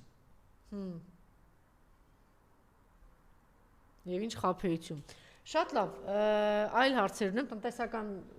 կարծեմ անդրադարձական, կենսաթոշակն եկամտահարկին։ Տեսեք, հիմա մեկը շատ արդարացիորեն ինձ նամակ է գրում, մենք ուղիղ եթերում ենք։ Անժելա, դե մի օր էլ պատասխան ինձ է չգիտես ինչի է հարցը ուղված։ Խիմը ինչու մեր ընդդիմություն կոչվածը չգնաց չկանգնեց այդ հայրենասեր մարդու կողքը եւ իրեն չպաշտպանեց։ Խոսքը Վարդան Ղուկասյանի մասին է։ Ինչ պիտի արվի, պարոն Բագրատյան։ Հիմա այսպես ընդդիմությունը հասկանում է, որ Նիկոլ Փաշինյանը գրգռում է, որպեսզի տեղի ունենան բախումներ, ինքը դիկտատուրա մտցվի, այո։ Ընդդիմությունը դրանից զգուշանում է, որ չեն թողում, ես այս արդար մարդուն տանեմ, Վարդան Ղուկասյանի հաշվով շատ մի անհանգստացեք, Վարդանին շուտ ուշ բաց կթողեն, այո, տահաճ է տեսնել հայրենասեր մարդուն, բանի իբր թե մեղադրյալի բանով Կոչուբաևին բաց կթողեն, Սրբազանային բաց կթողեն, Սամվել Կարապետյան առաջ թե հետո Սամվել Կարապետյանին բաց կթողեն։ Ես ձեր տեղ ուրիշ հարց կտայի, ընդդիմությունը չի գնում։ Դուք մի հատ որ գնաք ընդդիմության կողքը կանգնեք, ընդդիմությունը շատ բաներ կանի եւ դեռ անելու է։ Այդ ակնհայտ է, բայց մեզ այսօր պարզ է, որ նա հրահրում է բախումներ, որպեսզի ոստիկանություն ժողովուրդ բախում լինի։ Մենք չենք ուզում, որ ժողովրդից մեկը տուժի, ընդհանուր մինչև զոհ լինի։ Ոստիկանությունից էլ չենք ուզում տուժի, էլի մեր երեխեքն են, չեն հասկանում, իհարկե նրանց շեֆերը ժամանակի կգա եւ քրեական պատասխանատվության կենթարկվեն ապօրինի հրամաններին ենթարկվելու համար։ Ընդամենը դա ընդդիմությունը զգուշանում է։ Դե ասում եք ուշ թե շուտ Վարդան Ղուկասյանը ազատ կարձակվի, պարոն Բագրատյան, այս ազատ Սամվել Կարապետյանը ազատ արձակվի, եթե ինքը այսօր կամ վաղ կամ ընտրության օր ընտրություն նշանակեց, թուրքերը հաղթեցին, էլ մենք էլ սկի մեզ պետք չի լինի, որ երկիրը պետք շատ կներես, եթե մի հատ էլ սրանք պիտի ընտրություն հաղթեն, այդ դեպքում Նիկոլ Փաշինյանը իրավացի է։ Ուրեմն դուք ժողովուրդ այն հատվածը որ կընտրի արժանի եք Նիկոլ Փաշինյանին, Նիկոլ Փաշինյանն էլ արժանի է ձեզ։ Բայց այդ դեպքում դուք եւ Նիկոլ Փաշինյանը չեք կարող ստեղծել այնպիսի բան համակարգ, չեք կարող գտնվել այնպիսի համակարգի մեջ, որ կա երկիր։ Նիկոլ Փաշինյանի նորացված դաշինքը 26 թվականին կարող է լինել միայն Հայաստանի Հանրապետության փաստացի բացակայության պայմաններում։ Հա, ըստ էության կարելի ասել, որ 21 թվականին որ գնացել եք, չգիտեմ, այդքան մարդ ընտրել են Նիկոլին, հիմա մենք այդ ենք վայելում։ Այդ եք վայելում։ Այսինքն այդ թուղթը տվել եք Նիկոլի ձեռքը, ասել եք գնա, ուզում ես դիկտատուրա հաստատի։ Ինքը գալիս ասում ես պրոբլեմն է, ասում խաղաղություն եմ հաստատել, կապիտալ պատերազմ կարալն էլի։ Խաղաղություն եմ հաստատել ասում։ Արդեն բանակն էլ պետք չի, 1.5 տարին հերիք է։ Հենց ինչ էր ասում։ Իհաճուկս ես, ունտեղ որտեղ կա սահման չունենք, ասում ես որն է երկրի սահմանը ինքը չգիտի, ոչ մի բան չգիտի, միջանցքը տալիս է, ճամփեքը տալիս է, հայը տալիս է։ Սահմանությունը պիտի փոխի եւ ես վստահ եմ։ Հիմա խնդրել է երևի Ալիևին չխոսել, եթե ընտրվեց 300,000 ադրբեջանցու վերադառնալու հարցը դրվելու է։ Ձեր տպավորությամբ ինքը ասում են հարցումներ է անցկացում եւ դրանից են գնավորված, որ շատ վատ վիճակում է, հա, դուք էլ ասեցիք, որ արմավիրում եք տարբեր տեղեր եւ ասում են, որ ինչքան ցածր վարկանիշ ունի ինքը, հիմա ինքը ինչ է անում, վախեցած է գնում է այս քայլերի, թե շտապում է շուտ արտահերտ ընտրություններ անցկացնի, թե վախեցած է ընտրություններից եւ ամեն ինչ անում է արտակարգ իրավիճակ մտցնի, որ ընտրություն չանցկացնի պարտվելու է։ Ես կարծում եմ այդպես, Անժելա, հիմա ես էլ կարող եմ հարցում անեմ, ես իրավունք չունեմ հարցում անեմ եւ չեմ հրապարակում, բայց ես օրինակ հնարավորություն ունեմ մոտ արպես մինչև 200,000 դրամ է ծախսում 800 հոգու հարցում է գնում։ 800-ից 400 անցյալ անգամ 470 պատասխանել էի։ Այսինքն մենք կարողանում ենք մարդկանց ուղարկել, առանց չի հաջողում նրանց անել, որ իբանանք ենթանենք Արմավիր քաղաքը կամ Արարատ քաղաքը կամ Ապարան քաղաքը եւ այլն, շատ հանգիստ հարցում ենք անում։ Եվ կարիք էլ չկա ինչ որ այն Արմանը որ անում է Գելապի անունից Գելապը մեն այդ այտենց էլ չի, այդ գիտեք դատեր են գնում դրա վրա, հա, ինչ որ դատեր են գնում, ես չեմ հասկանում։ Ինչ որ Գելապ եկել է, ես էլ ասում եմ, դու Գելապ ես թող ցույց տուր։ Չէ, պարզեց Գելապ չի, չէ։ Չէ, հա, ինչ պարզ այդ հələ մեծ խոսակցություն կլինի այդ առումով, բայց ուզում եմ ձեզ ասել մի հատ հասարակ բան։ Հեչ կարիք էլ չկա սпасել դենա ինչ թվեր կասի։ Եվ այսպես մասնավոր մարդկանց ստացած թվերը հիմա վաղ դա էլ են փակելու։ Թվերը դրամագծորեն տարբերվում են այդ թվերից։ Բոլորը հասկանում են, որ նույնիսկ այն շրջանին, որտեղ պետք է որ Նիկոլ Փաշինյանը առավելություն ստա ունենար կամ ինչ որ ձայն ուներ չկա, ձայները չկան։ Դե ձայները չկան, ինքը բոլոր ակտիվ օջախները, պայքարող օջախները հիմա դնում գլխատում է հերթով, Փարաքյարում ինչ տեղի ունեցավ, հեսա Գյումրիում տեսեք ինչ տեղի ունեցավ, այդպես գլխատելով Սամվել Կարապետյանին է փակել, ուժեր իրենից ներկայացնում, սրբազաններին է փակել, այսինքն բանը տենց նվեր է ազգի մեջ ընտրանին պայքարող տեսակը շատ քիչ են, չէ՞, այդ անհատները լինում։ Իրենց վրա այդպես վերցնող անհատներ, պայքարողներ։ Մարդկանց մենք բացատրենք մի բան։ Նրանք ովքեր ասենք դեռևս մտածում են գուցե ճիշտ է անում, գուցե Նիկոլ կան, գուցե այտենց մի 5% կա, մեր վերջի տվյալներով 7.2% էր։ Մի քանի հարց ենք տվել, հա։ Ես չեմ ուզում սա որպես բանի հրապարակեմ, բայց կան մարդիկ, որ հավատում են եւ ենթանում են, որ սա ապարատի աշխատողներն են, հասկանում եք։ Հիմա նայեք, նույնիսկ այս 7%-ն, 8%-ն կամ 10%, դե դրան գումարեք, չգիտեմ, ինչ որ վարչական ռեսուրս կամ չգիտեմ ինչ, իրանք չեն հավատում, որ դրանից հետո երկիրը կմնա։ Այդ նույն տոկոսին, որը պաշտպանում է Փաշինյանին, երբ որ տալիս ես երկրորդ հարցը, իսկ ինչ կլինի հետո շատ պեսիմիստական է։ Այսինքն այնա, որ համ պաշտպանում են, համ պեսիմիստական։ 2 տարի առաջ ես քեզ ասում եմ, մենք այլ ելք չունենք, մենք կամ ռուսների հետ պիտի շարունակենք մեր համագործակցության խորհրդանք, ուզում եք ռուսուլման անվանեք, ուզում եք կամ էլ թուրքերի հետ։ Մենք երրորդը տրված չի։ Մենք չունենք շանս Եվրոպա գնալու, որ ոչ ռուսների հետ ենք, ոչ թուրքերի հետ, այլ Եվրոպայի հետ ենք։ Մենք չունենք շանս Ամերիկայի գնալու։ Որտեղ Եվրոպան, Ամերիկան մեզ ասում են, ձեր պատմական միսիան այդտեղ ռուսներին խանգարելն է։ Ձեր պատմական միսիան ենթադրում է բարեկամություն, հնազանդություն թուրքերի ասածների նկատմամբ։ Եթե դուք սա չեք, մեզ դուք պետք չեք, մենք ձեզ ոչ տեխնացու ենք համարում Եվրոմիության, ոչ էլ լուրջ բանակցություններ ենք ուզում վարել ձեր հետ։ Սա է ձեր շանսը, հələ վրացիք մի քիչ ծով ունեն, բան ունեն, մի քիչ անկախ են, մեր հետ սահման ունեն, դուք ով եք։ Սա է, եթե մենք չենք հասկանում սա, եւ ընդհակառակը կծում ենք այն ձեռքը, որ մեզ Բայց ինչ հետաքրիր է, այդ շերտը մտածում է, որ ռուս ժողովուրդը տենց դարերով պարտք է, նախ մի հատ մեծ պետություն է նվիրել, ինքնակազմակերպվել, կազմավորվել է հայ ժողովուրդը այդ պետության մեջ, ճիշտ է։ Չգիտեմ 300,000-ից իստեղ ինչքան եղել, դարձել են 3,700,000, ոնց է եղել։ Իրա բոլոր ինստիտուտներով լավ թե վատ կայացել է։ Ինքնական, բայց այդպես է, չէ՞։ Շահաբասից։ Հա։ Գիտեք ինչ կա, աբասիդները, որոնք իշխանության եկան Պարսկաստանում 16-րդ դար, եւ Սեֆևիդ, ասում եմ աբասիդները, Սեֆևիդները թուրքական բան են, կլան էին։ Բայց շիիտ։ Այս Սեֆևիդները պատերազմ սկսեցին Օսմանյան Թուրքիայի դեմ։ Եվ կարծեմ, եթե հիշողությունի դարում առաջին պատերազմը, առաջին լուրջ պատերազմական գործողությունը արեց Իսմայիլ խանը, Շահ Աբասի պապա։ Սելին բանի դեմ դրանց դեմ։ Ինձ հատկապես տպավորվել է Չլդրանի ճակատամարտը, որտեղ թուրքերը հաղթանակ տարան։ Իսկ Չլդրան կոչվածը դա բան էր, դու ասա, Վասպուրականի տարածքում էր։ Եվ որ ասենք այդ ճակատամարտն եղավ Չլդրանի, շրջապատում ինչքան հայկան ոչնչացվեց։ Շահ Աբասը, որը ավելի բարյացակամ էր հայերի նկատմամբ, քան թե Օսմանյան թուրքերը, Արևելյան Հայաստանի յետևության տակ էր, հայերին ստեղից տարավ, սկսած 17-րդ դարից։ Ճիշտ ասած լավ ընդունել է Իսպահան, եկեղեցիները տվել, հայերին տվել է արտոնություն, իսկ Նախճեվանի հայերին ընդհանրապես խրախուսել է, նրանց ձեռք չի տվել, նոր ջուղան բան է, ջուղան, մի խոսքով։ Այո, տարվել է, տարբեր գնահատականով շուրջ 1 միլիոն հայ։ Այս 1 միլիոնից 300,000-ին Գրիբոյեդովը հետաբերել։ Բայց հետագայում, երբ որ պատերազմը Սեֆևիդները կրվեցին, մինչև Նադիր Շահը երբ էր, 18-րդ դարի վերջն էր։ Նադիր Շահը արդեն Սեֆևիդ չէր, բայց էլի թուրք էր։ Մամեդ Աղախանը լսած կլնեք, որի արշավանքի արդյունքում 1795 թվականին Թիֆլիսում զոհվեց Սահակովը։ Հասկանում եք։ Նայ, այո, այս մարդիկ երբեք հայկական ջարդեր չեն արել, բայց եւ որ իրանք պատերազմից հետո հանկարծ նահանջել են, եղել է ժամանակավոր հաջողություն, թուրքերը գալի եւ մեզ կոտորում էին։ Հասկանում եք։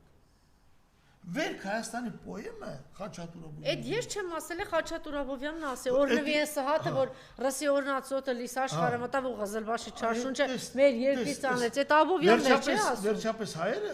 ինչա Աբովյանը դա գրեց, գրել են նրա համար, որովհետև վերջապես եկան ռուսները, որոնք քրիստոնյա էին։ Լավ են եղել ռուսները, վատ են եղել։ Կազմակերպել են կյանքը տնտեսական, օգնել են գյուղացուն, կոտորածներ չեն եղել։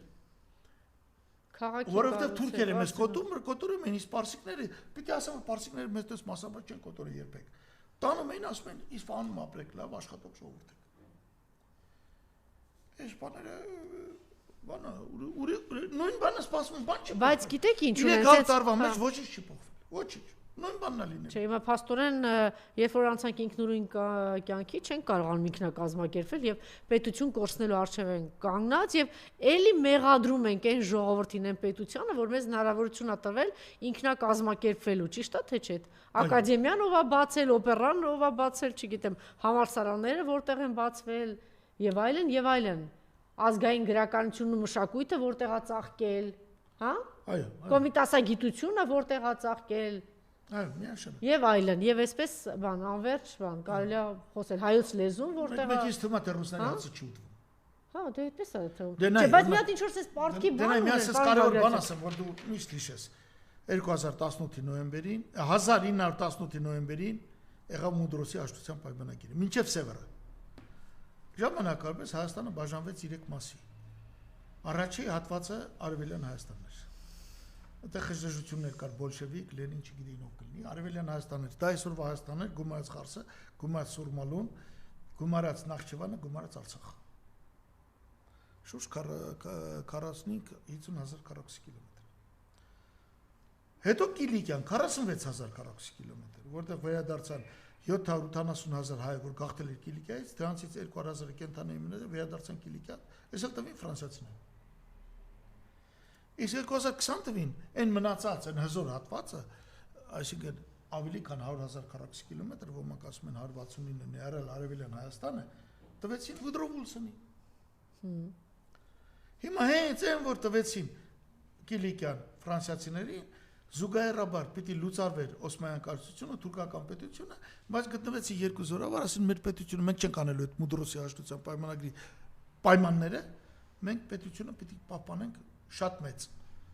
Այդ թվում այս հայկական բոլոր հողերը մերը պիտի լինեն։ Առաջինը հարձակվեցին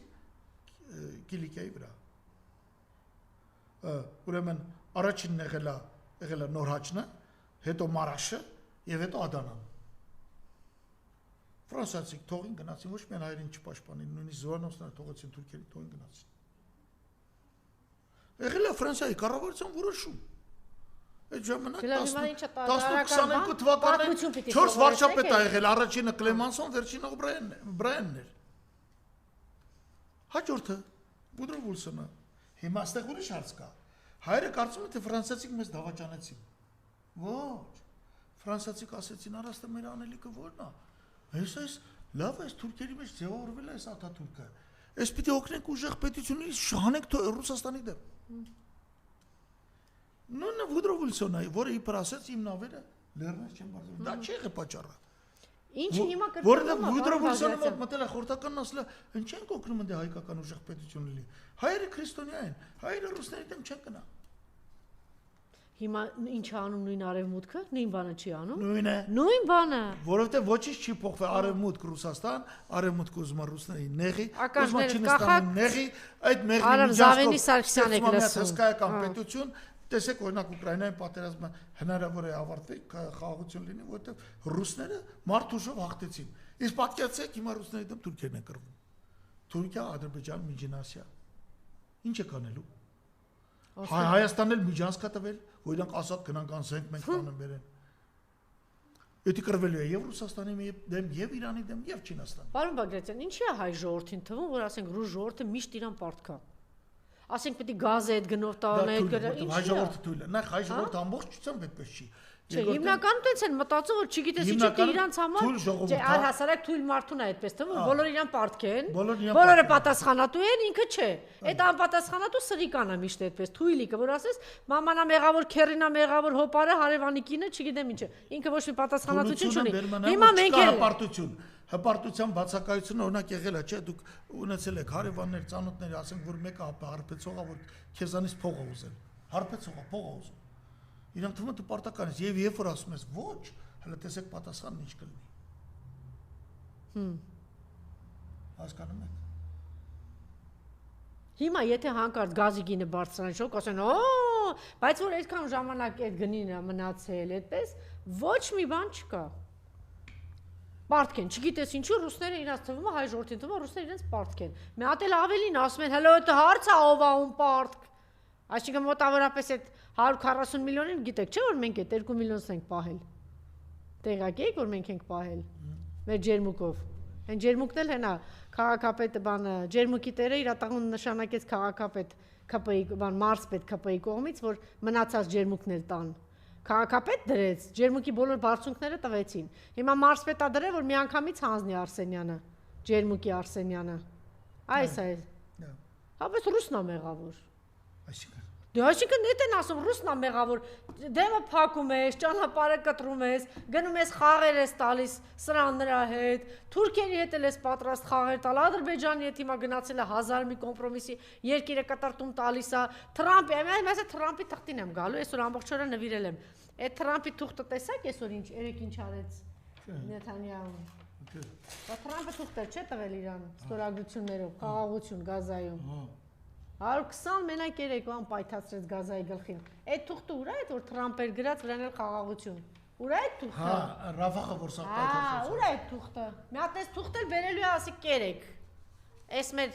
աղբը բերելու է ասի կերեք Թրամփի խաղաղությունը։ Թրամփն է կանգնած, Ամերիկան է կանգնած, ինչ է անում հիմա Գազայի գլխին, էս պահին։ Ինչ են անում։ Շարունակում են ցեղասպանությունը։ Անժելա, բայց Ամերիկան Հայաստանին կոնկրետ ասել է Եվրամիություններ։ Կապ չունի, եթե դուք վեճ ունենաք Թուրքիայի հետ, ես չեմ պաշտպանի ձեզ։ Ձեզ չեմ պաշտպանի։ Կապ չունի, Արամ Զավենի գնում եք, յոլա եք գնում Թուրքիայի հետ, ինտեգրվում եք Թուրքիայի հետ, իրանց հետ գնում եք սուրբ պայքարի, ռուսների, իրանցիների ու Կյանքը ցույց է տվել, հենց գնացին ինտեգրվել ենք Թուրքիայի հետ, մեզ մորթել են։ Այս անգամ ինչի պետք է խնայեն, երբ որ ընդամենը 2 տարի առաջ էլի մորթեցին։ Ճիշտ ես ասում, բայց հիմա Թրամփի ուղերձը դա է, որ ես ասեմ։ Ուրիշ ուղերձ չունի։ Բա ինչ են ինքնախապեյությամբ զբաղվում, Արամ Զավենիչի նմանների գլուխ են կախում։ Ամերիկան դեսպանն ասի, ինչ է սրբազան ձերբակալում։ Իհարկե։ Թող դեսպանը վերքեն ասի, քաղաքապետը ընտրված թիմ մարմնի ղեկավարին ո՞նց է ձերբակալում ախպեր։ Թող ասի։ Թող մի հատ եվրոպական դեսպան ձայնանի։ Չկա ձայն։ Ուրեմն կեղծ է, ուրեմն Եվրոպայում Միացյալ Նահանգներում ոչ մի ժողովրդավարություն չկա։ Իսկ դուք պատկերացնում եք, եթե մի աղանդավորական ուժի կամ սեկտայի վրա հանկարծ մեկը գնար դուրը թակեր ուժեղ ինչ կաներ։ Այդ նույն դեսպանատները եկեղեցին պատմական մտել են քարուքանդ են անում 30 չգիտեմ քանի քահանա են ձերբակալում, 3 սրբազան են ձերբակալում, ամեն օր մի այլանդակություն է ասում եկեղեցու վեհապարի հասցեին քար լռություն։ Բայց դուք Թրամփին եք հավատում, ասեք թուղթ է տվել, այդ թուղթը կերակրելու հայ ժողովրդին կերակրելու այդ թղթով։ Դուք մի այդպես անտարբեր վերաբերվեք, մի մտածեք, բանը ժողովուրդը հասկացա, թե Թրամփի թուղթը ոչ մեկի բան պետք չի։ Արամ Զավենիչների նմանները կնստեն ու կասեն, ոնց թե դուք գնալու եք ընդ Թուրքիայի հետ բան անեք, սեր անեք, չգիտեմ ինչ անեք։ Բուժեք իրանց, բուժվեք թուրքերով։ Եկեղեցու հետ կապված պարոն Բագրատյան, դուք միշտ խորհուրդ եք տվել եւ կրկնել եք, որ որևէ պարագայում չհանձնվի։ Ի պատիվ Վարդան Ղուկասյանի Գյումրու քաղաքապետի մարդը չէր հանձնվում, ասում էր բեր փողերը։ Գյումրեցիների փողերը գողացել տարել ես, բեր դիմելու եմ դատարան։ Տեսակ գնաց մարդուն ոչ թե կալար, առևանգեց ուղակի։ Էլ մյուս դռնով առևանգեց տարավ, տեսակ։ Գյումրեցիները գնացել էին պաշտպանելու։ Ես կարծում եմ նույն բանը ինքը անելու է վեհապարի հետ կապված։ Ես կարծում եմ, որ նույն բանը ինքը վեհապարին չի կարող անի։ Չի կարող։ Վեհապարը դեպքն է, որ բոլորս կվազենք պաշտպանելու, բայց եթե մի րոպե հիպոթետիկորեն պատկերացնենք, որ վեհապարին տարել են ինչ-որ բանտման, վեհապարը պետք է շարունակի իր վեհապարությունը անի բանից կալանավայրից։ Բայց ես կարծում եմ, դա արդեն բան չտամ հիմա եկան ինձ ասեն, սկսի ես տալի հրահրում ես սպանեսանը, ես կարծում եմ, որ ժողովուրդը իր եկեղեցին է, եկեղեցու գլխավորն է, կամ մեկը պաշտպանի։ Այսինքն շրջապակի չի թողի, որ անգամ նրան մոտենան ֆիզիկապես։ Մեր գործընկեր Հասմիկը ճիշտ էր գրել, որ եկեղեցու բանակի վերջը ժողովուրդն է, հայ ժողովուրդն է, կարող է զորք ունի։ Հայ ժողովուրդը իրան դի պաշտպանի։ Կարող է բանը վեհապարը բանը վերցնի Ես նաև ասել եմ, չգիտեմ, Chatham House-ը բան քեզ պատմել եմ, որ Chatham House-ը հստակ ցուցմունք է տալիս Հայաստանին։ Հրաժարվել եկեղեցուց։ Իդեպից վերջերս կաթոլիկ ինչ-որ մի հատ հայ սրբա բան էին արել, Փաշյանը ես տեսա նկար տեսա թրուցիկ գնացել էր գտնվել, ինչի համար չգիտեմ։ Ենթարկվել հայ կաթոլիկ եկեղեցուն ենթարկվել բոլոր առումներով, ստանալ հունա կաթոլիկ եկեղեցու բնորոշ հատկանիշներ, ուզում եք որոշ տրադիցիաներ պահպանեք հայ եկեղեցուց, եւ եթե սա չանեք, կարող է ձեր գլխին իսլամ գա։ Սա պարզ է։ Որովհետեւ եթե ներն եք Եվրոպան ու Ամերիկան ասելու են ավելի լավ չի, իսլամ ընդունեք քան թե վերանակ։ Բայց ես բոլորը միայն նրա համար, որ ոչ թե այստեղ արդեն Նիկոլ Փաշյանը սահմաններից դուրս է եկել, ափերից դուրս է գալիս, այլ որովհետև մենք ունենք մեղմ հավատացյալներ, մեղմ ասած, որոնք պատրաստ չեն սատարելու իրենց եկեղեցուն։ Սա առաքելական եկեղեցին է, առաջի պաշտոնական եկեղեցին է, մենք կարիք չունենք սրա կամ նրա այլ դավանաբանական ուսմունքների վրա եկեղեցի կառուցել։ Եվ որ այդ ասում են պիտի վեհապարը ինքը վերցնի, զանգերը հնչեցնի, չգիտեմ ինքը վեհապարը ի վերջո եթե այդպես լինի, պարոն Բագրատյան, պիտի որ համաձայն եք, դե դեպքում բոլոր կուսակցությունները փակեք, ամեն ինչ փակեք, ասեք գոյություն չունեն, թող վեհապարը դուրս գա քաղաքական պայքար, այդպես կլինի։ Դե դա վեհապարի գործը չի։ Այո։ Չէ, որտեղ այդպես բանը կոչ են անում։ Շատ լավ, եւ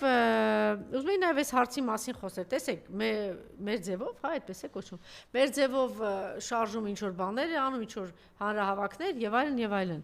Մենք այո, պիտի փայփայենք բոլոր այն ուժերը, այն մարդկանց, ովքեր դուրս են եկել պայքարի, ճիշտ է։ Մեր առաքելությունն է նաեւ մեր գործն է, որ հնարավորինս ամեն ինչ անենք, որ միասնական ճակատ լինի։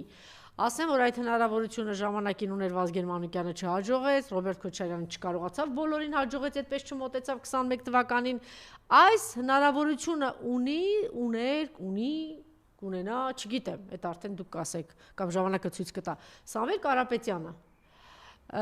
Բայց ինքը ոնց որ թե այդպես չի մոտենում հարցին։ Ինչ բարեկամական խորհուրդ կտակ հանրահավաքի ժամանակ ըստ էության այսպես մտքի տկարություն է նկատվում։ Նկատել է, որ այս մարդիկ բացարձակ քաղաքական չեն, հրաշալի է, եթե մենք ունենայինք նախկին ժամանակները, գուցե լավ է, մարդիկ եկել են հրապարակ, ուզում են քաղաքականությամբ զբաղվեն, շատ լավ է։ Մենք գտնվում ենք էքստրեմալ ծայրահեղ վիճակում։ Մենք օկուպացված ենք, ինչպես դուք ասեցիք, գրաված է մեր երկիրը եւ ազատագրումը շատ դժվար է լինելու։ Մենք նայնիմների, այդ ջահել ջուհուրների կայացման ժամանակը չունենք։ Եվ հատկապես ինչ որ հիմար մոտեցումների, որ քաղաքական խոսույթը գրեթե չկա այնտեղ, շատ թույլ է, շատ տկար է, այդպես են մոտենում հարցին, քաղաքական են դեմքերը, ովքեր իրենց մեջ մարդիկ ճանապարհ են անցել, հազար անգամ ենք ասել, քաղաքական գործիչը դա երկրի հարստություն է, ճիշտ է թե ոչ, պարոն Բագրատյան։ Բա ի՞նչ է նշանակում գալ եւ մերժել տենց բոլորին, համենայն դեպս այդպես են իրենց պահում։ Ինչն է խանգարում, որ սրանք կարողանան, ինչ ասեմ, Անժելա, գեղեցիկ չի լինի, որ ես հիմա Չէ, ես հիմա կուզենայի դուք բարի խորհուրդ տայիք, մեր ձևը, որտեվ Սամվել Կարապետյանը փակված է։ Ընդհանուր առմամբ, այն ընդդիմադի դաշտը, այն քաղաքական գործիչներ, որոնք կան, որոնք հանրահայտ են բոլորի անունազգանները գիտենք, դա մեր երկրի հարստությունն է, դա մեր երկրի պատմությունն է։ Ամեն մարդ կայացրել է իրան, իր քաղաքական գործելակերպով, հատկապես ընդդիմադիրները, որովհետև ինչ են իրանք գնահատելի, իրանք չեն գնացել գործարքի իշխանության հետ, բոլորին էլ իշխանությունը գործարք առաջարկում է։ Ուրեմն սրանք ազնիվ մարդիկ են։ Եթե այդ մարդիկ, ասենք, լինեին այդքան թալանչի, ինչքան պատկերացնում է իշխանությունը, սուսուփուս վեր էին ինգեր իրենց տեղերը չեն անում։ Դա հարստություն է։ Համարձակ մարդիկ են։ Դուք փորձեք ձևավորեք ձեր քաղաքական ուժը, բայց զուգահեռաբար այս մարդկանց ներգրավեք այդ պայքարի մեջ։ Ստացվել է այնպես, որ Սամվել Կարապետյանը ուզի չուզի, նույնիսկ դա ասված, որ շուտ բաց թողնեն նրան, կարողանանք հասնել նրան, որ նա ազատություն ձեռք բերի։ Ես կարծում եմ նրա պարտքը պիտի լի պայքարել այս քաղաքական պայքարը մղել է իշխանության դեմ։ Որտեղ ինչ-ինչ իր նկատմամբ այս իշխանությունը չափազանց անարդար է վարվել։ Չէ, մարդը թիվ 1 մեծ բարերար է։ Հա։ Այդ չկա երկրորդը, այդպիսի բարերարություն ոնց որ այլ հայ ժողովրդին եւ Հայաստանին չունենք երկրորդ, ոնց որ Սամվել Կարապետյանն է։ Դա այդ օրակարգը, որ լավ ընդդիմություն կա, վատ ընդդիմություն կա, սրան ուզում ենք, նրանք չենք ուզում, sense այս բաներով ես այդ շարժումը չպետք է զբաղվեմ։ Իհարկե։ Շարժումը պիտի խնդիր դնի Սամվել Կարապետյանի անունից, Սամվել Կարապետյանի գլխավորությամբ կատարի իշխանափոխություն, քաղաքական իշխանափոխություն, որովհետև Արժևում մենք արդեն ընտրություններ ունենք, պետք է այդ մասին հասկանալ։ Եվ եթե դուք ասում եք, եթե ինչ որ մեկն ասում է, որ նախկինների հետ կապված անցյալի, չգիտեմ, մենք sense խնդիր ունենք, էս ունենք, այնեք ներողություն, պարոն Բագրատյան, դա նշանակում է նաև մերժում են ձեզ։ Դե կներեք էլի, ասենք այդ ռեֆորմերը չլիներ, դա նշանակում է մերժում է Լևոն Տեր-Պետրոսյան հաղթանակը չներ, դա նշանակում է ամոթ է։ Քաղաքական գործիչներից մեկը Նիկոլին Կաղանց ասում էր, ես չեմ հավատում, անսպասել է ինձ համար Բագրատյանը, որովհետև Բագրատյան դու նախկինների կողքնես կանգնած։ Հիմարություն, չէ, այսինքն նշանակում է հաղթանակը կամ երկրի զարգացումը Ռոբերտ Քոչարյանի մերժել, Սերժ Սարգսյանի, այսինքն թեմաները գնալ Սերժ Սարգսյան, Ռոբերտ Քոչարյան։ Այսինքն դու ինչ եք անում, Լևոն բանի Նիկոլի ջրաղացին ջուր եք լցնում, ինչ եք անում։ Ոնց կարելի է այդ խոսոյթով առաջար փոխանակ դրա դեմ գնալ մի հատ էլ ասում եք դե դեմքիդ հիմարություն։ Այդ մասին մի խոսեք, աշխատեք, ինչքան կարաք։ Ձեզ կարող է խոսքի օրինակ եմ ասում, հիմա չտան այդ գյուղը Սաղբերկարը։ Ասենք մեծ մազրա գյուղում ձեզ կարող է Ոմն Տիգրան օգնել։ Ով է Տիգրանն ինչ է, օգտագործեք այդ Տիգրանին։ Այնպես չէ շատ ռեսուրս ունենք, չէ, պարոն Բագրատյան, այնպես չինես դրսի ուժերը կանգնած մեզ ուզում են օգնել, մենք էլ էս մեր ներսի եղած վատն ենք, ասենք, չէ, քո դեմքը հայտնի է, չէ, դու չգիտեմ ինչ ես, հիմար անլուրջ մոտեցում է, ես չգիտեմ։ Եվ նայում ես մեկը մեկից անփորձ բան, հիմա հասկացանք, որ ով որ գա պիտի ծափահարենք, ներողություն, ոչ ժամանակ ունենք, ոչ տես ռեսուրս ունենք, ոչ տես հնարավորություն ունենք, ոչ էլ բան թռվռալու ինչ որ բաներ։ Այդպես է թե այդպես չի։ Եվ նաև ձեր կարծիքը պիտի լսեմ, նախ մի հատ ասեք, ես խոսեցինք ու շարունակեցինք, մարսելու է սա Իսրայելը։ Ինչ։ Մարսելու է Իսրայելը սա, պարոն Բագրատյան։ Դե չի կարող մարսի։ Ստացվում է, որ Իսրայելը երեք հարվածել է ոչ թե Ռաֆախին, Միացյալ Նահանգներն առմբակոծել։ Բա ուր է քո խաղաղությունը, Տրամփ։ Այդ Վենսն էլ հայտարարեց ինքը գնում է բան, մեկնում է Մերձավոր Արևելք, հայտարարեց այնուամենայնիվ ինքը կարծում է, որ Իսրայելը ճիշտ է տրամաբանորեն եւ այլ։ Մարսելու է հիմա Իսրայելը, եթե չշարունակում է չմարսել, չէ որ Խամազում հիմարներ չկա, նրանք հասկանում են, որ եթե իրանք չափից դուրս հիմա հանդես կան, դա առիթ կտա արդարացնելու Իսրայելի գործունեությունը։ Այնպես որ Իսրայելը հիմա հարվածում է, ռմբակոծում է Տրամփի խաղաղության պայմանագիրը։ Այդ Տրամփի Չէ, այդպես մի ասա։ Կարծում եք։ Հա։ Եթե հիմա շարունակվի մի քիչ պաուզա կտա Համազը կպատասխանի, դա նշանակում է, որ այնտեղ էլ չստացվեց խաղաղություն։ Պատասխան կտա Իսրայել Նեթանյահուն պատասխան կտա, չնայած վաղուց ասում են ցեղասպան Նեթանյահուն չի ցեղասպան, Իսրայելի ժողովուրդը ցեղասպան ժողովուրդ է, որտեղ ողջունում է եւ դրա դեմ չի առնում եւ ցեղասպան ժողովուրդը նաեւ Միացյալ Նահանգների ժողովուրդը իրենք են աջակցել։ Այս ընթացքում եւ շարունակում են աջակցել, որ շարունակվի ցեղասպանությունը, այդպես է թե այդպես չի։ Այդպես է։ Այդ սցենարը մեր համար հեչ լավ չի, որովհետեւ նույն ձևի ես ասել եմ, կցեղասպանվի Հայաստանի հայությունը, նույն ձևի կռմբակոծվի Երևանը, որովհետեւ թուրքերը կասեն լավ է, 1-2 տարի կխոսան, հետո կանցնի։ Կանցնի, ինչի բանը նախադեպ Արցախը չէր, Արցախի վրա Իսրայելը վարժվեց, Ադրբեջանի տեսան մարսում են։ Ոնց որ ես Արցախին հիշում եք, Արցախում մեծ հանրահավաք եղավ բլոկադայի օրերին, ընդդեմ Ադրբեջանի եւ ընդդեմ Պուտինի։ Ես այստեղից գոռում եմ, հա, ռուսները որ չեն պաշտպանում իրենց բան, ես դե գոռում եմ, որ ձեր հանրահավաքը պետք է լինի ընդդեմ Նիկոլ Փաշինյանի։ Ձեր գոյության բանը խանգարում է Նիկոլ Փաշինյանը։ Դե դա ասեք բոլոր ընդդիմադիրներին, պիտի լինի միայն -1, վերջ։ -1, այո։ Ոնց է Վրաստանը մեր Այո, դե հիմա փաստորեն Սամվել Կարապետյանի խորհուրդը մեռան ասելով, չէ, Իվանիշվիլի դարձի բոլորին միացրու, բոլորին։ Դու ունես այդ հնարավորություն, դու կա այդ շանսը, դու այդ անձն ես, այդ անհատականություն ես, որ դու ոչ մի բանի չես նայել անverջ 30 քանի տարի միայն ու միայն մեծ բարեգործություն ես արել, միայն ու միայն տվել ես երկրիդ։ 380 միլիոն էլ ներդրում ես արել բանում, հեծում, այդքան ներդրում ես արել, ավելին 1 միլիարդի չափ էլ բարեգործություն ես արել Հայաստանում եւ Արցախում։ Ունի չէ այդ հնարավորությունը եւ այդ շանսը։ Մենք ենք sense, չգիտեմ։ Եվ բայց դուք միշտ բանը օրիգինալ պատասխաններ եք տալիս պարոն Բագրատյան, ուզում եի այ որտե պարոն Բագրատյանը տաղանդավոր մարդ է, այնուամենայնիվ հոլոկոստի ենթարկված մի քանի հոգու էս հարցը տվել եմ, էլի ժողովուրդը ո՞նց դարձավ ցեղասպան ժողովուրդ Իսրայելը։ Դնում է այդպիսի բան։ Գյոթե ծնած երկիրը ո՞նց դարձավ ֆաշիզմի բան։ Բնորոշ։ Բայց այդ ժողովուրդը այնուամենայնիվ ներողություն խնդրեց իր արածի համար։ Հիմա տեսեք թուրքերը չունեին Բախ, Բրամս, Բեթհովեն, մասամբ նաև Մոցարտ, բայց դրա համար էլ մինչև հիմա թուրքերը վայրի են, մարդակերից հազիվ դարձան մարդասպան, ոնց որ Թումանյանն ասեց, ներողություն չեն խնդրում։ Բայց այդ ժողովուրդը մեռավ, ներողություն խնդրեց ու փոխհատուցումը մինչև հիմա, որովհետև այո, ունեին Բախ, Բրամս, Բեթհովեն, Մոցարտ եւ այլ։ Դրա համար չգիտեմ, այս հрьяաները ինչի sense դարձան ցեղասպան։ Չկա բացատրություն։ Ցեղասպանվածից դառնալ նրանից, որ